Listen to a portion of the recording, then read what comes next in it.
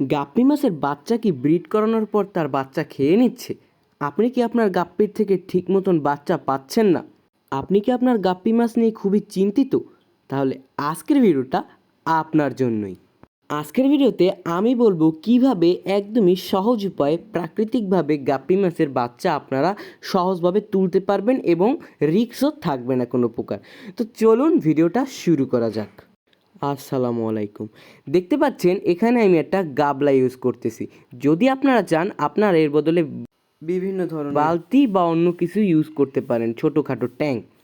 তো আমি এটার ভিতরে প্রথমে একটা নির্দিষ্ট স্থানে রেখে দেব পাত্রটা। তো এই যে দেখতে পাচ্ছেন আমি কিন্তু এটা ইনডোরের ভিতরে রেখেছি, যাতে করে বৃষ্টির পানিটা এটার ভিতরে না হয়, কারণ এখন আপনারা জানেন বৃষ্টি হচ্ছে অনেক।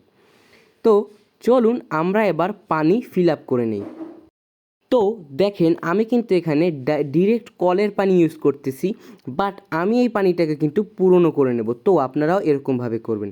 এরপর আমরা এখান দিয়ে কিন্তু ন্যাচারাল যে প্লান্টসগুলো আছে, আমি এখানে ডেনসা ইউজ করছি। আপনারা হর্ন নট বলেন, ডাকউইডস বলেন বা অন্য যে কোনো প্রকার একটা ফ্লোটিং প্লান্ট ইউজ করতে পারেন, বাট আমি এখন ডেনসা ইউজ করব।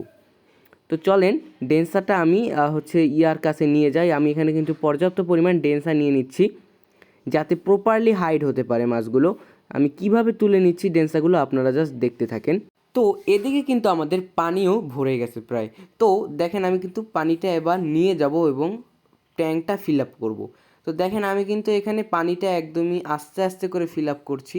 তো আপনারাও দেখেন এভাবে ফিল আপ করে নেবেন পানি। তো আমি এটা একদিন রেখে দিব যাতে পানিটা সেট হয়ে যায়। হ্যাঁ, তো আমি এই পানিটা একদম সম্পূর্ণ ফিল আপ করে নিচ্ছি, আপনারা এরকমভাবে করবেন। তারপর আমরা এটা একদিনের জন্য রেখে দেব। পানি রেখে দেওয়ার পরে তারপর এই দেখেন আমি এখন কি করছি, এখন আমি এই প্লান্টগুলো একদম সুন্দরভাবে সেট করে নিতেছি। তো আপনারা এইখানটা খেয়াল করেন কিভাবে আমি প্লান্টগুলো দিচ্ছি।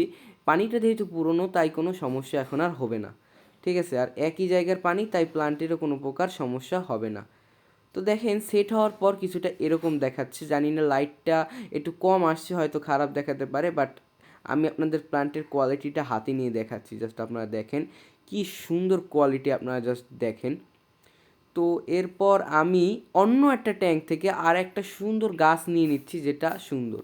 এখন আমরা তো সেই মাছটাকে সিলেক্ট করব যেটা আজকে আমরা ব্রিডে দিব। তো দেখেন এখানে আমি কিন্তু একটা ব্ল্যাক মাস্কের ফিমেলকে নিয়ে যাচ্ছি ব্রিডে দেওয়ার জন্য। আর এখানে আপনারা দেখতে পাচ্ছেন কিছু বাচ্চাও আছে, এগুলোর সাথে ছিল।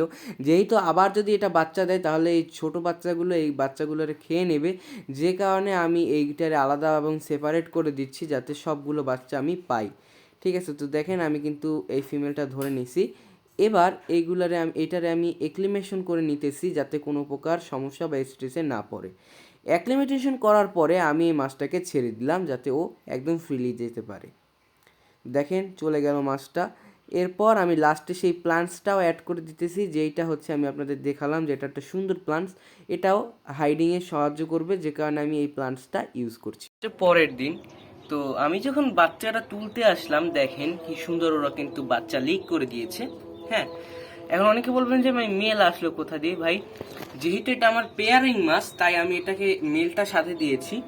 তো আপনারা যদি মেল না দিতে চান সেক্ষেত্রে নাও দিতে পারেন, কোনো অসুবিধা নেই। দেখেন কি সুন্দর বাচ্চা দিয়েছে। ওকে, অনেক সুন্দর বাচ্চা হয়েছে ওদের। এবং এই যে তো আজকের ভিডিওটা এই পর্যন্তই। আশা করি আপনারা অনেক উপকৃত হয়েছেন। তো যদি ভিডিওটা ভালো লেগে থাকে তাহলে অবশ্যই লাইক করে এবং সাবস্ক্রাইব করে আমাদের ফ্যামিলির একজন মেম্বার হয়ে যাবেন। তো আজকের মতন এই পর্যন্তই। ভালো থাকবেন সকলে, দেখা হবে পরের ভিডিওতে। আসসালামু আলাইকুম।